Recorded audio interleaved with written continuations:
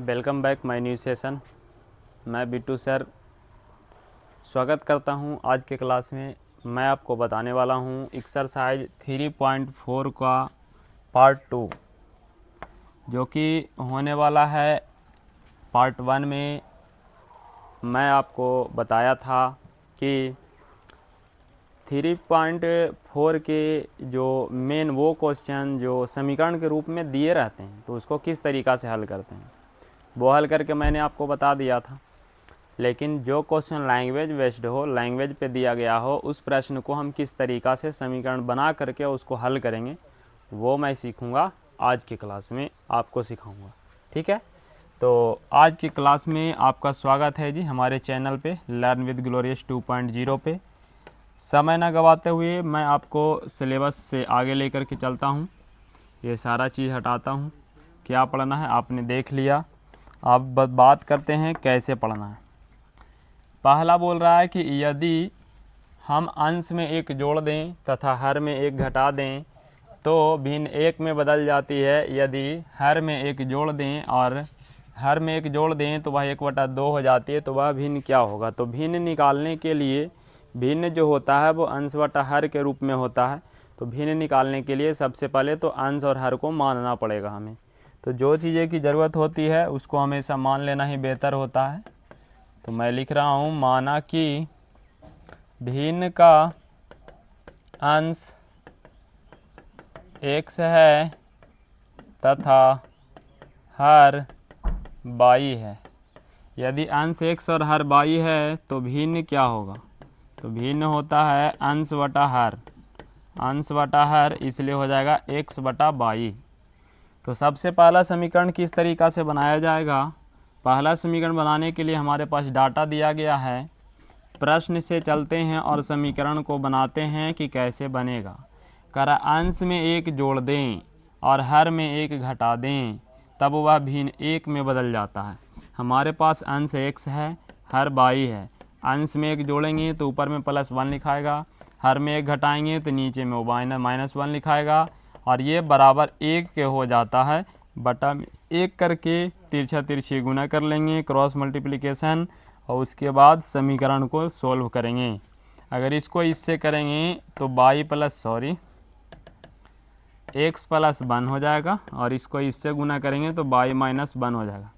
-1 को इस तरफ ले जाते हैं लेकिन x इधर प्लस में है तो y को उस तरफ ले जाइए तो हो जाएगा x - y और 1 को इधर लाइए तो -1 और -1 तो हो जाएगा x - y = -2 हो जाएगा।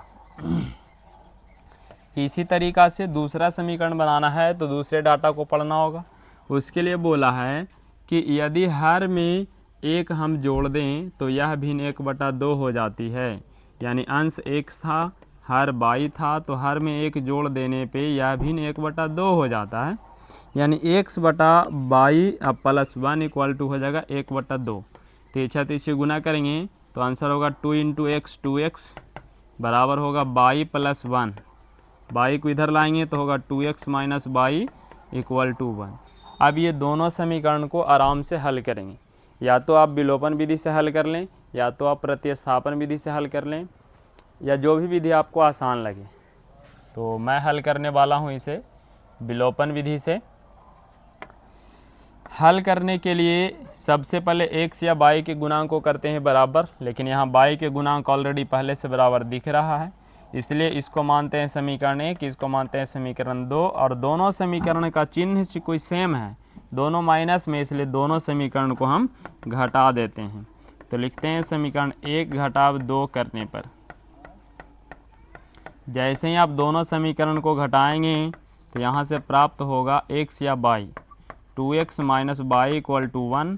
अगर घटाएंगे तो ये वाला चिन्ह हो जाएगा माइनस, ये हो जाएगा प्लस और ये हो जाएगा माइनस। ये दोनों कट जाएगा और x में 2x घटाएंगे तो -x और ये दोनों घटाएंगे तो -3, x से x कट माइनस से माइनस कट गया तो x = 3 आया।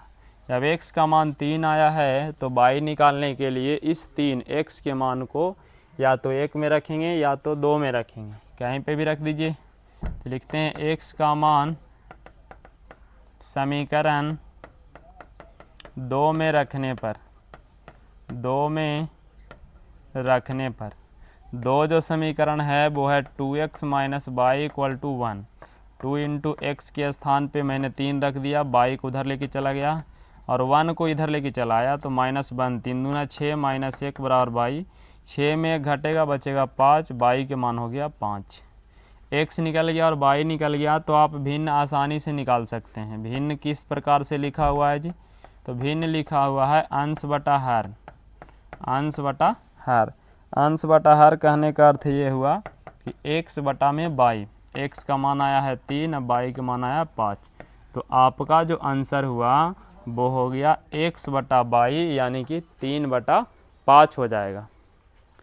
ठीक है मेरे छात्रों, क्या समझ में आया आपको? ये आपका प्रश्न था और ये आपका आंसर है। इसको आप स्क्रीनशॉट ले लेंगे ताकि आपको बनाने में सुविधा हो जाए। अब मैं बात करता हूँ जस्ट इसके अगले यानी कि नेक्स्ट क्वेश्चन की। इसी एक्सरसाइज के अगले क्वेश्चन किस तरीक़ा से दिया गया है। ये प्रश्न आयु वाला है। आयु वाला प्रश्न में हमेशा अगर किसी चीज़ को मानेंगे तो वो हमेशा वर्तमान आयु रहेगा। वर्तमान आयु जैसे ही आप मान लेंगे, मानने के बाद जिस तरह से डाटा दिया रहेगा उस प्रकार से आप समीकरण बनाकर उसको सेट करेंगे और फिर बिल्कुल वही विलोपन या प्रतिस्थापन या जो भी विधि आपको आसान लगेगा उस विधि से आप इसको हल कर सकते हैं। चलिए, तो इसमें व्यक्ति को हम पहचानेंगे कि कौन कौन से व्यक्ति आया है। कह रहा 5 वर्ष पूर्व नूरी की आयु सोनू की आयु की 3 गुनी थी। यानी यहाँ पे 2 व्यक्ति है, एक सोनू है और एक जो है वो नूरी है। तो सोनू और नूरी दोनों की वर्तमान आयु आपको मानना पड़ेगा।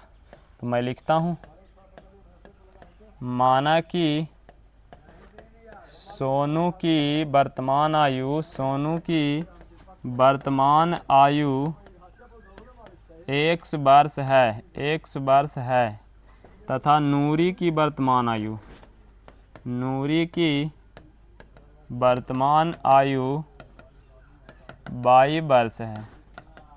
यदि आप नूरी और सोनू की आयु को मान लिए हैं तो इसके बाद आप चल सकते हैं प्रश्न से। प्रश्न से आप जब भी चलेंगे आयु वाले प्रश्न में तो आप सबसे पहले x और y को बराबर लिख देंगे। उसके बाद दिए गए प्रश्न में आप अच्छे तरीक़ा से पढ़ेंगे और 2 चीज़ देखेंगे, पश्चात यानी कि बाद या पूर्व यानी कि पहले। पहले की बात होगी तो आयु को हमेशा माइनस करेंगे, पश्चात यानी कि बाद की बात होगी तो आयु को हमेशा प्लस करेंगे, क्योंकि बाद में आयु बढ़ता है अब पहले में आयु घटता है।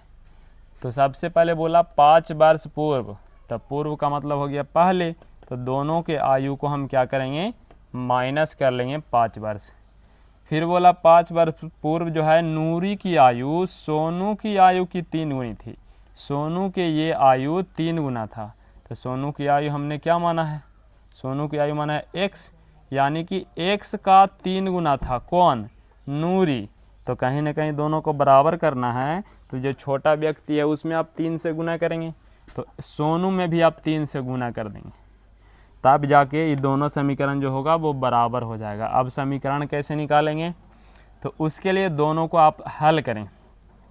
3 इंटू एक्स करेंगे, 3x, 3 इंटू 5 तो हो जाएगा 15, इधर हो जाएगा बाई माइनस 5, इधर ले आएंगे तो होगा 3x माइनस बाई, इसको इधर ले जाएंगे तो होगा -5, अब प्लस हो जाएगा 15, तो हो जाएगा 3x minus Y equal to -5 plus 15, sorry -5 plus 15 equal to 10।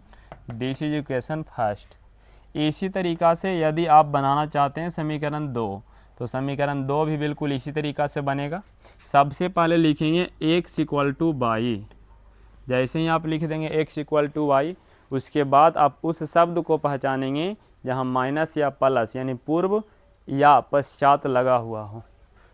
यहाँ बोला है 10 वर्ष पश्चात, पश्चात का मतलब होता है बाद, तो दोनों के आयु में 10 को आप जोड़ देंगे। जैसे ही आप जोड़ेंगे तो उसके बाद देखना होगा कि और क्या कंडीशन है। कह रहा है नूरी की आयु जो है, नूरी की आयु जो है सोनू की आयु के मात्र 3 गुना हो जाएगा। नूरी की आयु सोनू की आयु की 2 गुनी हो जाएगी। क्या गुनी? 2 गुनी। किसके? सोनू की आयु के 2 गुना हो जाएगा। कौन? नूरी। ये वाला 2 गुना हो जाएगा। इसका मतलब ये है कि 20 है तो ये 10 है, तो ना 10 का 2 गुना हो जाएगा। तो इसका मतलब है कि दोनों को बराबर करना है तो सोनू यानी छोटा व्यक्ति में 2 से गुना करना पड़ेगा। 2 से गुना करेंगे तो होगा 2x + 20 = y + 10। y को इधर लाएंगे तो होगा 2x - y, 20 जाएगा उधर तो होगा 10 - 20 = -10। इधर हो जाएगा 2x - y। This is equation second. अब समीकरण 1 और समीकरण 2 को जो विधि आपको आसान लगता है उस विधि से आप इसको हल कर सकते हैं। हम हल करके देखते हैं जी कि किस तरीक़ा से हल होगा। दोनों समीकरण में y के गुणनफल बिल्कुल बराबर दिख रहा है, तो दोनों समीकरण को चिन्ह सेम होने के कारण घटाना ही बेहतर है। तो लिखते हैं समीकरण 1 घटाव 2 करने पर जैसे ही आप घटाएंगे तो x या y कुछ ना कुछ मिल जाएगा। 3x - y = 10 है और है 2x - y = -10। दोनों को आप घटाएंगे तो चिन्ह हो जाएगा चेंज। चिन्ह जैसे ही चेंज होगा तो ये माइनस होगा, ये प्लस होगा और ये प्लस होगा, तो ये दोनों कट जाएगा। 3x में 2x घटाएंगे तो x बचेगा, ये दोनों कट के 0। ये भैया ये तो कहीं ना कहीं गलती हो गया, सॉरी 0 थोड़े होगा, ये प्लस हो गया तो 10 + 2 20 ना हो जाएगा। हाँ, x का मान आ गया 20 वर्ष। x निकल गया तो क्या आप y नहीं निकाल सकते हैं? तो x का मान रख दिए समीकरण 1 या 2 में। x का मान समीकरण 1 में रखने पर 1 में रखेंगे तो 3 × 10 - y = 10। y को इधर ले जाएंगे तो प्लस में और 10 इधर ले जाएंगे तो माइनस में। 3 × 10 सॉरी 20 ना जी, तो 20 दिया हो जाएगा 60, 10 घटेगा तो आंसर बचेगा 50 बराबर y का मान 50 आया। इसका मतलब क्या है? x आया है 20, y आया है 50। x हमने माना है सोनू की आयु, तो लिख सकते हैं कि आता है सोनू की जो आयु है, आता है सोनू की आयु कितना वर्ष है? तो ये है 20 वर्ष। ये क्या है जी? ये है 20 वर्ष। और नूरी की आयु क्या है? तो नूरी की आयु जो है वो y बराबर है 50 वर्ष। ओके, एक प्रश्न मैंने भिन्न वाला बताया, एक प्रश्न आयु वाला। दोनों बिल्कुल इम्पॉर्टेंट क्वेश्चन है जी, जो कि एग्ज़ाम में पूछा जाता है, वो भी 5 नंबर में पूछा जाएगा। आप ध्यान रखेंगे इस बात का। नेक्स्ट क्वेश्चन, ठीक है, स्क्रीनशॉट आप ले लेंगे ताकि आपको हेल्प हो जाए बाद में। नेक्स्ट क्वेश्चन है, कह रहा है 2 अंकों की संख्या के अंकों का योग 9 है। 2 अंक की संख्या बनता कैसे है? पहले ये बात आपको पता होना चाहिए। 2 अंक की संख्या में अंक 2 रहते हैं, जो कि एक कहलाते हैं इकाई और एक कहलाते हैं दहाई। अगर इकाई का अंक है तो उसमें गुना होता है 1 से, और दहाई का अंक है तो उसमें गुना होता है 10 से। जैसे कोई भी संख्या है 32, तो 32 बनता है इकाई में 1 से गुना होके और दहाई में 10 से गुना होके, उसके बाद जोड़ करके। इस बात का यदि आप फॉलो करते हैं तो ये प्रश्न बनाना आपके लिए आसान हो जाएगा। 2 × 1 हो जाएगा 2, 3 × 10 30, 30 में 2 जोड़ेंगे तो आंसर कितना आएगा? 32 32। समझ में आया होगा, आशा करते हैं कि आपको समझ में आया होगा। चलिए उसको हटाते हैं और नेक्स्ट क्वेश्चन हम देखते हैं कि 2 अंकों की संख्या के अंकों का योग 9 है, तो इस संख्या का 9 गुना संख्या के अंकों को पलटने से बनी संख्या के 2 गुना है, तो संख्या ज्ञात करें। संख्या ज्ञात करने के लिए सबसे पहले क्या करना होगा कि 2 अंक की संख्या है तो इकाई और दहाई के अंक चाहिए हमको। तो माना कि इकाई का अंक x है तथा दहाई का अंक y है। दहाई का अंक क्या है? y है। तब संख्या क्या बनेगा? तो संख्या बनेगा इकाई के अंक में 1 से गुना करके और दहाई के अंक में 10 से गुना करके जोड़ने पे 10y + x। आगे कंडीशन बोला गया है अंकों को पलटने से, तो पहले अंक को पलट लिया जाए। अंक को पलटने से क्या होता है कि अंक को पलटने से इकाई का जो अंक होगा वो y बन जाएगा और दहाई का जो अंक होगा वो x बन जाएगा, तब संख्या भी तो उल्टा हो जाएगा। यहाँ हो जाएगा 10 गुना x अब प्लस y गुना 1 यानी कि 10y plus x, sorry 10x plus y, 10x plus y, 10x plus हो जाएगा y, ये बनेगा संख्या यदि अंक को पलटिएगा तो। अब प्रश्न में क्या बोला है, किस तरीक़ा से इसको हल करना है कि संख्या के अंकों का योग 9 है, इसका मतलब x प्लस y का मान 9 है, ये हो गया समीकरण 1 यदि प्रश्न से हम बात करें तो। इसके बाद क्या बोला गया है, इस संख्या का 9 गुना, इस संख्या का मतलब हुआ वास्तविक संख्या, मेरे पास वास्तविक संख्या है 10y प्लस x, इस संख्या का 9 गुना जो है वो अंक को पलटने से बनी संख्या के 2 गुना के बराबर है। तो अंक को पलटने से बनी संख्या 10x प्लस y है, अब इसके 2 गुना के बराबर है। जब ये दोनों को आप हल करेंगे तो होगा 90y प्लस 9x बराबर 20x प्लस 2y। तो x को आप इस तरफ ले जाएंगे और y को इस तरफ लाएंगे तो 90y माइनस हो जाएगा 2y और 20x माइनस हो जाएगा 9x, हो जाएगा 11x, इधर कटेगा तो 88y हो जाएगा, 11 से 8 बार में कटेगा तो 8y बराबर x, this is equation second. अब आप क्या करेंगे कि इसको बनाने के लिए प्रतिस्थापन विलोपन या कोई भी विधि आप लगा सकते हैं। मेरा मानना है कि चूँकि x का मान यहाँ पे दिया गया है तो x यहाँ पे रख दीजिए, प्रतिस्थापन ही बेहतर होगा। तो अगर हम आगे की बात करें तो कह रहा है कि x का मान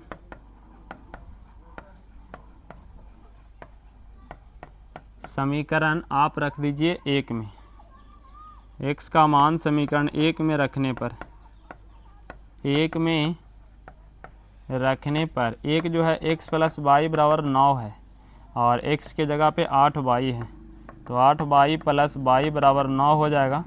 जोड़ेंगे तो 9y बराबर 9 है, यानी 9 से 9 कटेगा एक बार में, तो y का मान आ गया 1। जब y 1 है तो यहाँ रखने पे x का मान निकल जाएगा, तो रखिए y का मान समीकरण 2 में रखने पर, 2 में रखने पर 2 जो है x बराबर 8y है, तो x बराबर हो जाएगा 8 गुना 1, तो x बराबर हो जाएगा 8। जब x निकल गया y निकल गया तो फिर संख्या भी निकाल सकते हैं, और वास्तविक संख्या हमारे पास था 10y प्लस x। तो हमसे संख्या ही पूछा गया है कि वह संख्या क्या है, तो आप संख्या निकाल के बताएंगे, x y से काम नहीं चलेगा, इसलिए संख्या हो जाएगा 10y प्लस x बराबर 10 गुना में y के मान 1 का प्लस हो जाएगा 8, तो आंसर होगा 10 प्लस 8 बराबर 18। यह आपका आंसर हो गया। आशा करते हैं आपको समझ में आ रहा होगा। आप यदि ध्यान से देख रहे होंगे तो आपको बेहतर पता चल रहा होगा कि किस तरीक़ा से बनेगा। तो कुछ ज़्यादा ही छोटा हो गया, देखिए यहाँ तक आपको दिखना चाहिए, ठीक है। इसको आप स्क्रीनशॉट ले लेंगे ताकि बनाने में आपको हेल्प हो जाए। नेक्स्ट क्वेश्चन की यदि मैं बात करूं तो बैंक से 2000 रुपया निकालने की बात की गई है। बैंक से यदि आप पैसा निकालने जाएंगे तो एक प्रकार के नोट मिल जाए ऐसा कोई ज़रूरी नहीं है, 2 प्रकार 2 से अधिक प्रकार के भी नोट मिलते हैं। तो उसी प्रश्नों को यहाँ पे दिया गया है जी।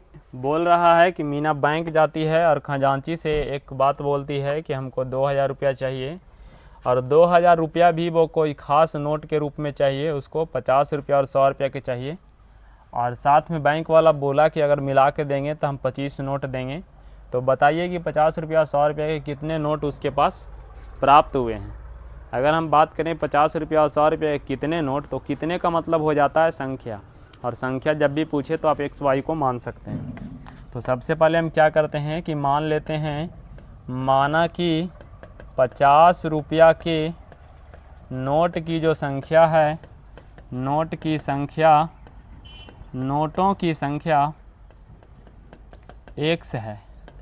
उसके बाद इसी तरीक़ा से 100 रुपया के नोट की संख्या मान लेते हैं, नोटों की संख्या बराबर y है। अब इसके बाद प्रश्न से आपको चलना पड़ेगा।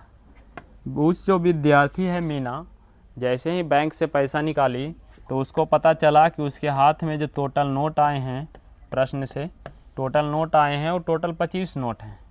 यानी कि 50 रुपये वाला नोट X है और 100 रुपये वाला नोट Y है, तो दोनों मिला करके उसको जो नोट मिला है वो 25 नोट मिला। यह हो गया समीकरण 1। दूसरा कंडीशन से ये इस बात से आप समीकरण दूसरा निकाल सकते हैं कि जो टोटल उसके पास पैसा आया है वो 2000 रुपया है।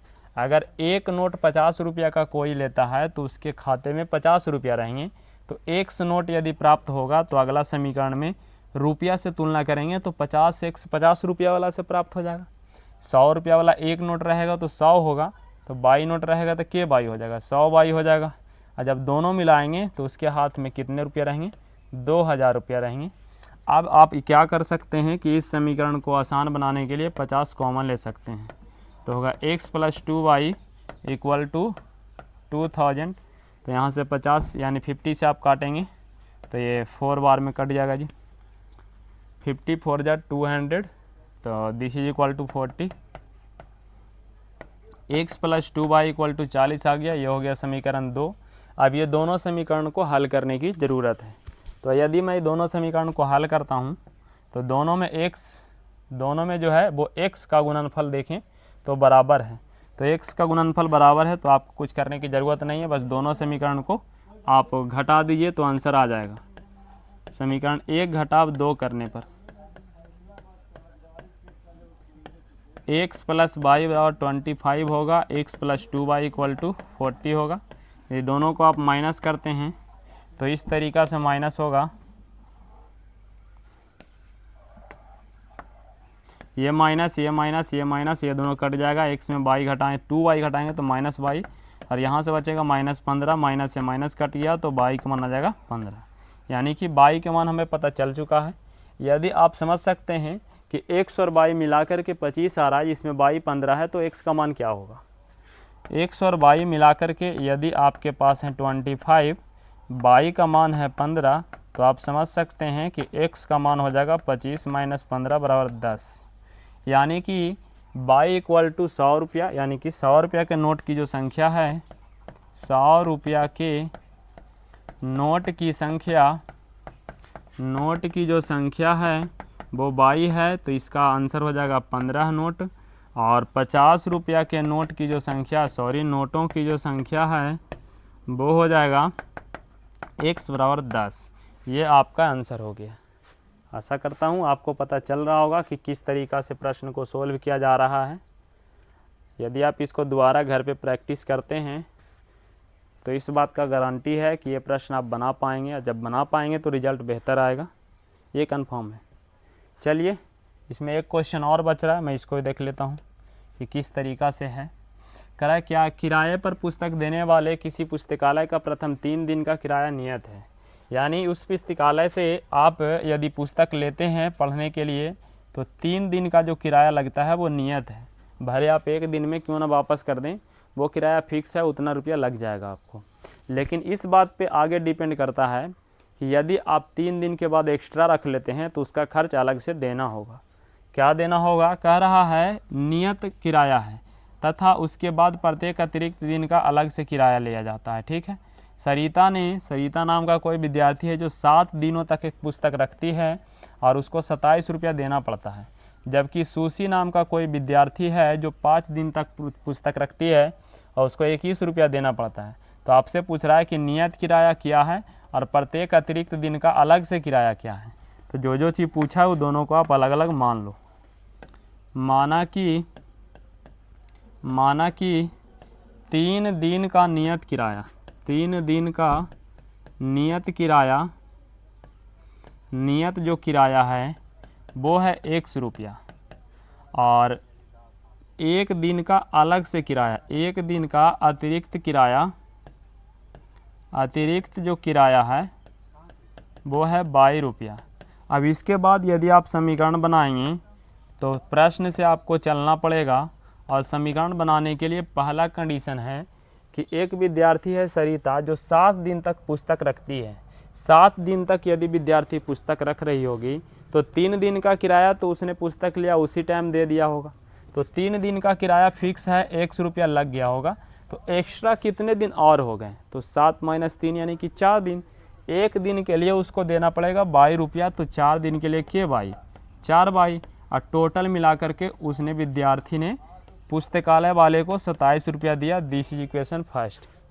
अगर इसी तरीके से हम बात करें तो समीकरण 2 भी बनाया जा सकता है, बशर्ते बनेगा कैसे, तो उसके लिए आप क्या कर सकते हैं कि सुशी नाम का एक विद्यार्थी है जो 5 दिनों तक के लिए 21 रुपया अदा करती है। तो 5 दिनों के लिए यदि विद्यार्थी लिया होगा बुक, तो 3 दिन का नियत किराया x दे दिया होगा, एक्स्ट्रा 2 दिन बच गया। तो 2 दिन के लिए, 1 दिन के लिए 22 है, 2 दिन के लिए 2 बाई, दोनों मिला करके उसको देना पड़ेगा 21 रुपया। This is equation second. अब दोनों समीकरण को कुछ करने की ज़रूरत नहीं है, बस विलोपन प्रतिस्थापन जो भी विधि आपको अच्छा लगता है उस विधि से आप इसको हल कर देंगे तो आंसर आ जाएगा। अगर आपको ध्यान से देखा जाए तो दोनों समीकरण में x के गुणनफल बराबर है, तो बराबर है, दोनों को घटा दीजिए, आप आराम से निकाल लेंगे। दोनों को यदि आप घटाएंगे तो लिखिए समीकरण 1 घटाव 2 करने पर, तो पहला समीकरण है x + 4y = 27, दूसरा समीकरण है x + 2y = 21। दोनों को माइनस करेंगे, जैसे ही आप करेंगे माइनस तो यहाँ माइनस, यहाँ माइनस, यहाँ भी माइनस। अब जैसे ही आप माइनस करेंगे तो ये दोनों कट जाएगा, यहाँ से बचेगा 2y और यहाँ से बचेगा 6, 2 से कटेगा 3, y का मान आ गया 3, y का मान आ गया 3, y निकल गया। तो x निकालने के लिए y के मान को समीकरण 1 में रख सकते हैं।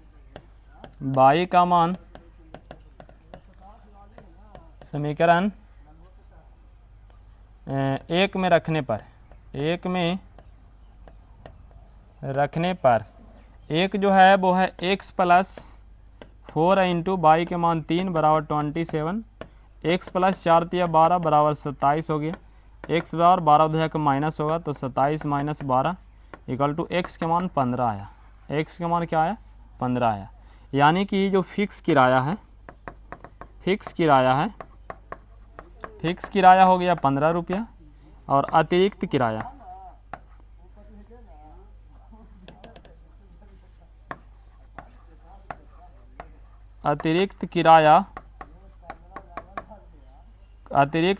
जो है वो है 3 रुपया है। अतिरिक्त किराया जो है वो 3 रुपया है।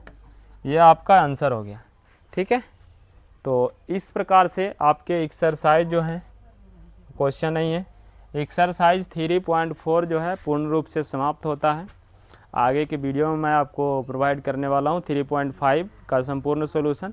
मेरे साथ जुड़े रहें, मैं आपको एग्ज़ाम बोर्ड से पहले पूरे सिलेबस से समाप्त करके दिखाऊंगा, और बिल्कुल अच्छे तरीक़ा से, अगर हो सके तो 5 क्वेश्चन बैंक का मैं प्रैक्टिस भी करूंगा। ठीक है, थैंक यू, धन्यवाद।